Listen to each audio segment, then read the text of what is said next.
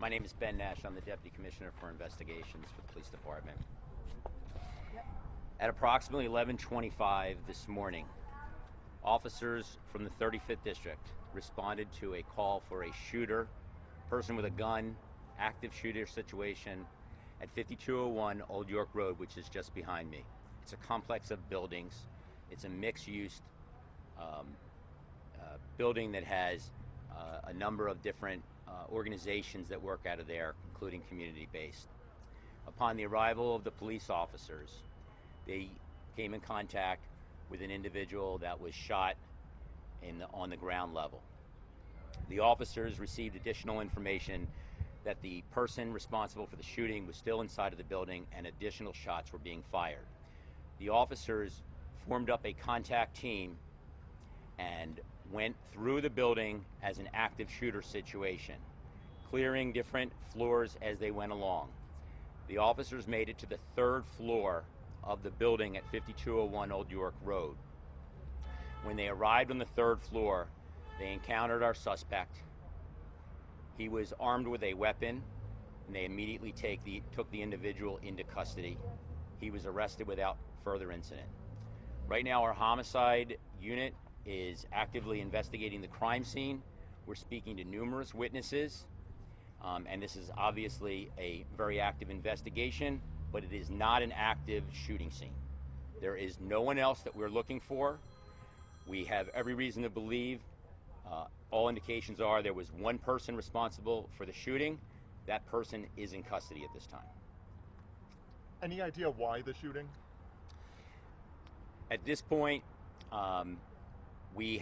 there's information that we're developing for the investigation that this individual may have had a grudge. There may have been some prior contact with people from the building, but we don't have all the circumstances unraveled at this time, so we have a lot of work to make sure that we're accurate about this. But it's pretty clear that the person came to this building specifically and was going to commit whatever kind of act he wanted to commit, intent upon harming people, and he did harm people. We spoke with someone who said that they encountered the shooter and that the shooter asked them if they were a client or an employee. What kind of interactions have you heard about that the shooter may have had with individuals?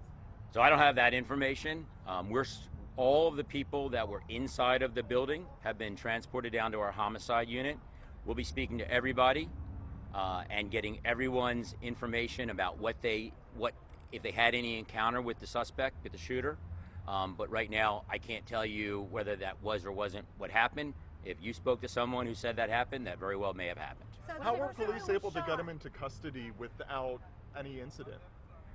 I can tell you that the police did an amazing job of handling an active shooter situation exactly as we've had training.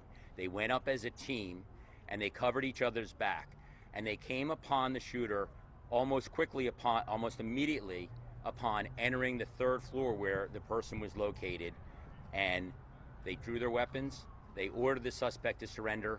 He surrendered, and they took him into custody. So the person that was shot, we had heard out here that it was a security guard, and was he already deceased when you guys got here? So I'm not going to comment about the particular employment of the individual, but I can tell you that upon arrival of police, the person who was deceased was already shot before the arrival of the police officers. The city has seen over 400 homicides. Where is Police Commissioner Danielle Outlaw? People want answers.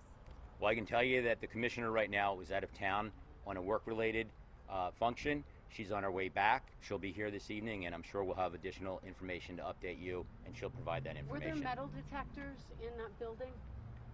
I'm not going to be able to comment on any security measures that were specifically taken by it, but I'm not going to comment on that right now. There's security in that building, though. I mean, they do have a security guard on the first floor. We've been told. I can tell you that there was a security area on the entrance level of the building.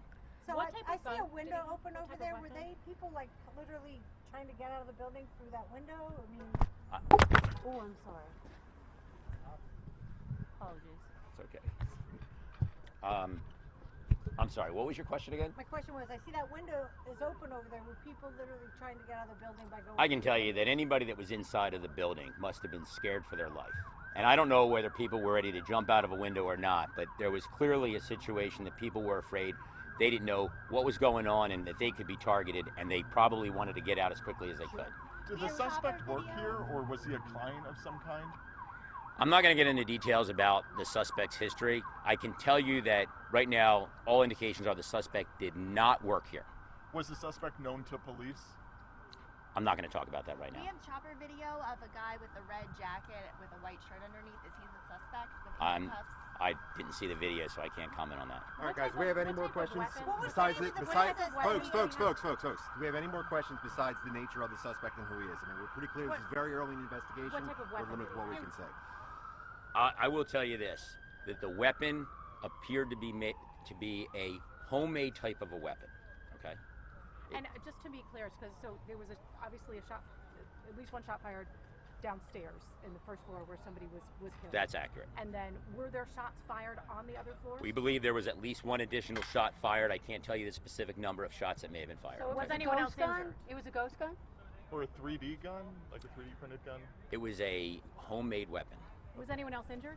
We'll have information about the weapon as we move forward in the investigation. I can just tell you it appears to be a weapon that was made by an individual.